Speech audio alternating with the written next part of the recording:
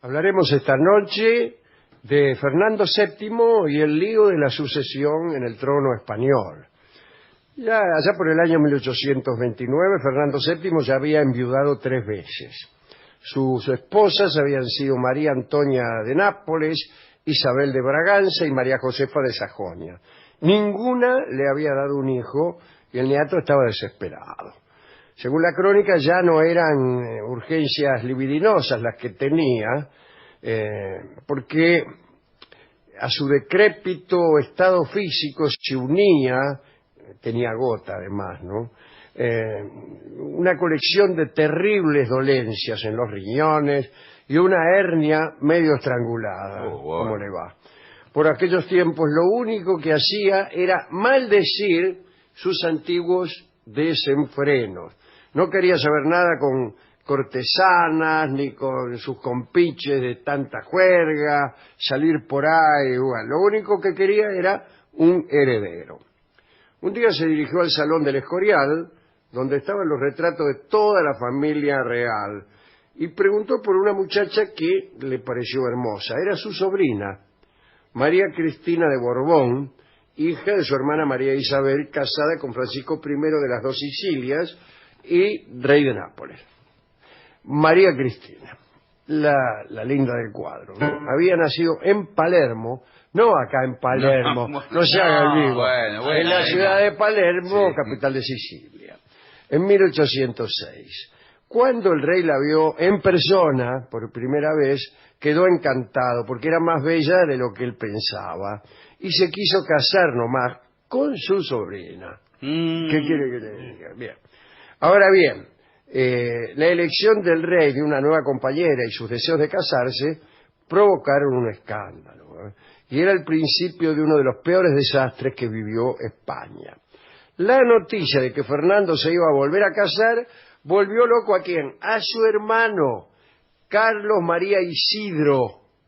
Sucedía que Carlos era quien iba a recibir la corona de España si, sin Fernando, moría sin herederos. Sin atender la indignación de Carlos, que se sentía traicionado, hubo boda en Aranjuez. Se casó nomás con María Cristina, y cuentan que para enfurecer todavía más a su hermano Carlos, Fernando y María Cristina se gustaban y no salían de la pieza, no salían. Mirá vos. El rey daba la impresión de haber recuperado su juventud y hacía proezas, señor, que lo tenían orgulloso. 3 meses después, la nueva reina María Cristina estaba embarazada. Hubo una crisis, agitación general en las filas de los partidarios de Carlos María, que a partir de entonces se llamaron carlistas. Usted oye hablar todavía de los carlistas, son estos, que estaban a favor del hermano Carlos. Y se pusieron a rezar para que naciera una niña. Sabían que esta era la última oportunidad que tenía Fernando, ¿eh? Atención otra vez. En España regía la llamada Ley de Sucesión Fundamental, que había sido promovida por Felipe V.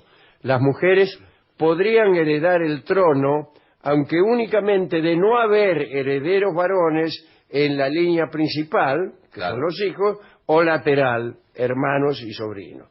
Y había hermanos, allí estaba Carlos María enloquecido de odio. Si nacía un varón, chao.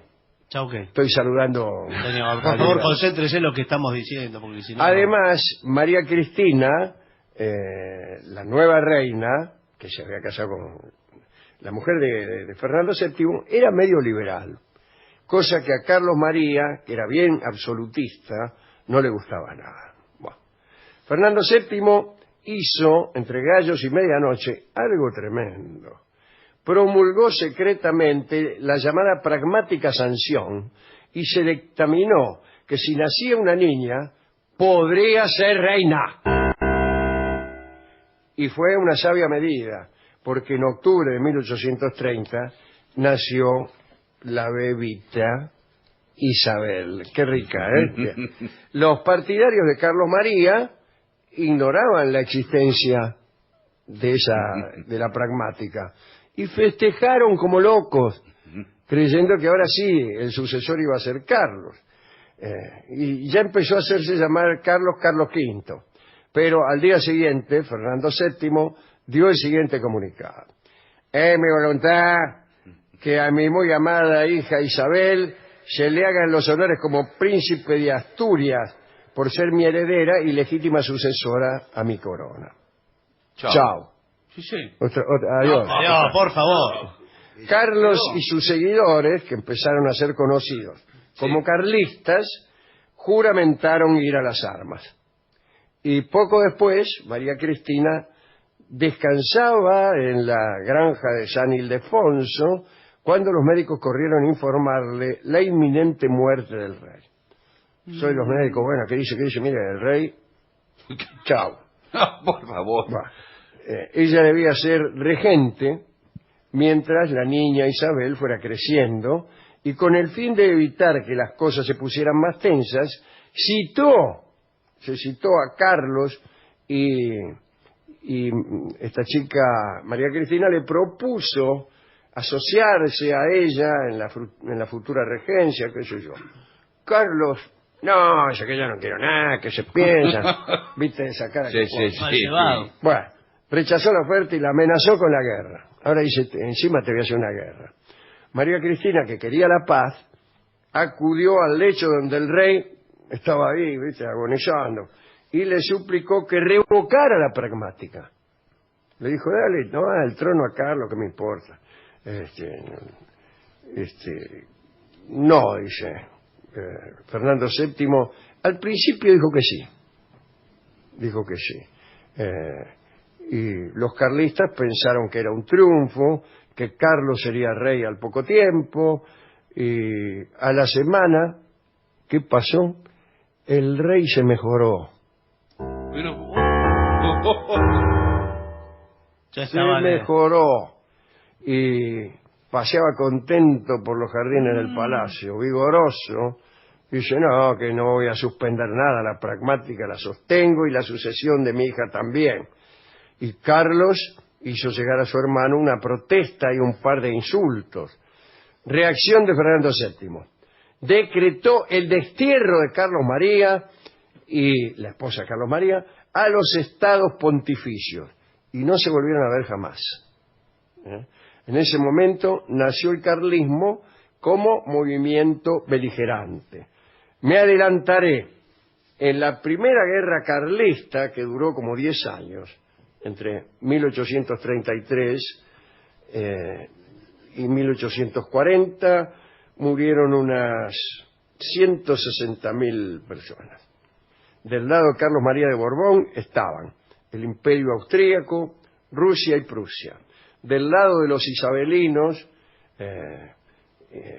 estaban isabelinos, Isabel era la hija que había nacido, después fue Isabel II.